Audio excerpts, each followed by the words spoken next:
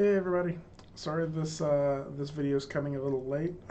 Yesterday was really busy with a lot of meetings and I didn't get a chance to make it in time. So let's hop in really quick and look at what we got going on this week in week 7. So first, great job on the bouncing balls. I know that that's a challenging one. So I think that is a good test ground for where we're moving into this week. So if we go into our content, so for week 7, we are going to start the breakfast project, project 2. So a lot of a lot of the lessons is really directed toward that, right? So let's look at the breakfast project first and just talk about what that entails. So I'll let you read through all the details of this, but primarily what we're going to do is I am giving you a couple of files. The file will include a bowl, a spoon, and a cereal box. And what we're going to do is create a couple more models, and I think also the table. And so what we're going to do is create a couple more models to fill out the scene. I'll show you a couple of modeling techniques this week. And then we're going to also texture some of these models, and then we're going to rig and animate the spoon so it can come to life, and we're going to animate the cereal pouring out of the box. Right. So this is sort of what we're looking at. Add the following elements: a fully textured open box of cereal, real or your own design. Like you can choose we have some texture options for you that you can use later. Rigged and animated spoon or any other element. If you decide you'd rather rig your coffee cup to jump around or something, that's fine too. Your choice of at least 3 additional objects to model to complete your scene. And so I say at least. You can go wild on this if you'd like. I'm going to animate and simulate the cereal pouring out, and you're going to light and render the scene, right? And so the animation, when it's all said and done, should be 7 to 10 seconds at 24 frames per second. And you can see sort of the example here of what we're aiming for and what your render will look like. I do encourage you all to use Arnold for your rendering in this one because I sort of talk a little bit as we get closer on how you can optimize that and get a slightly better render without completely taxing your computer.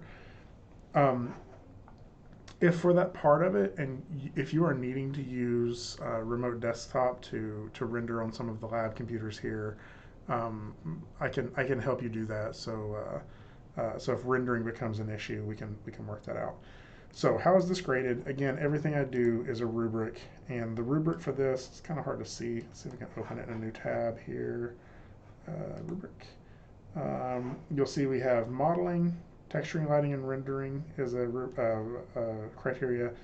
The serial simulation, the spoon rigging and animation, and then the overall presentation. How did the overall thing turn out? So that's 5 points for each of those criteria, or up to 5 points for each of those criteria, and that's a total of 25 points. So this will be due on Sunday of week 11.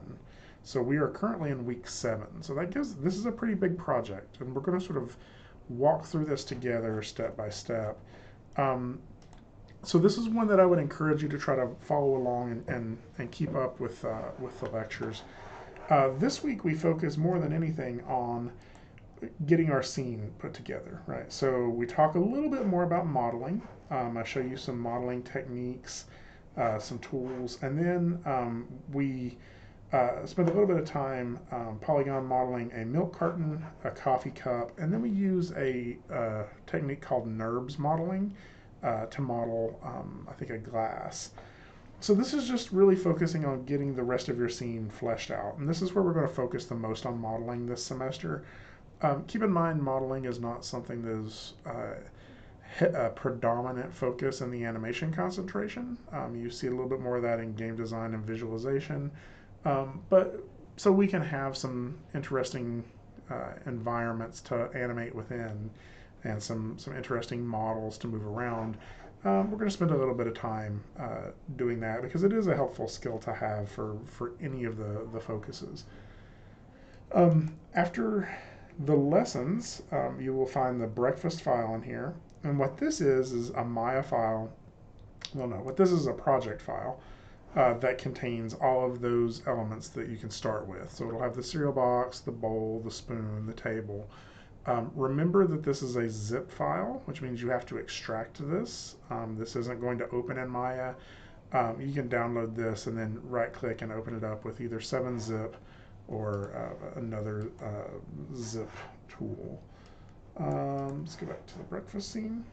So that's just the content. Actually, let me go back to all of week 7 here. So under the assessment, we got a couple of things that I want you to look at. The first is modeling. This is our discussion board. Right? And you'll notice that what I'd like you to do is just upload a quick screen capture of wherever you are in the modeling by Thursday, right?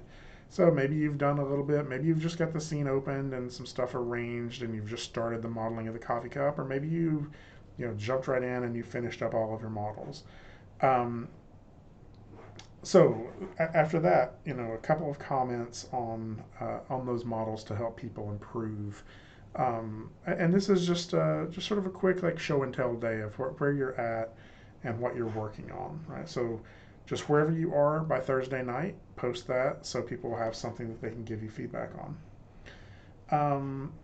The other thing that is in the assessment section is the breakfast assignment and the rubric. So this is a close-up view of the rubric that we just talked about. And then finally, a reminder that you can submit revisions. So this is pretty, not a reminder, but it's also the link where you can submit revisions. So this is pretty pertinent to the fact that I just finished catching up at least on most of the grades. I think there's still some discussion grades I need to get to. But I have at least got project 1 graded, and so you should be able to go to the grade section and see how you did on that. You'll also be able to, I tried to leave you a few notes on certain things. If you have more questions about how to improve it, we can meet up in my office hours, and I'd be happy to help walk you through that. So, so that is your guide to how to improve your grade, right? That rubric and those notes. Let's say in that, and this is for project 1, the bridge. Let's say in that rubric you look at it and you did really good. You got 5s on everything except for the animation, and you got like a 3 on that, right? And I should have given you some notes on the things that were wrong. It's not super detailed, but it's enough for you to sort of get the idea. And so that just means if you make the animation better, if you work a little bit more on that and polish that up more, or maybe make some timing changes or whatever it is that I've given you notes for, that is going to raise that grade, right? And so that means the grade is in your hands, right? You have the ability to go from an 80 up to a 90, or from a 20 up to a 100, right? That's really important because a lot of people missed big sections of the grade. Like if you didn't render it in any way and you just turned in like a play blast or something that was unfinished, then you lost a lot of points on that part. And like just by rendering it, you're going to end up raising your grade significantly. You'll get your midterm grades in the next couple of days here. I'm not for sure exactly when they come out. I know we've already submitted them as faculty, and so you should get them here very soon.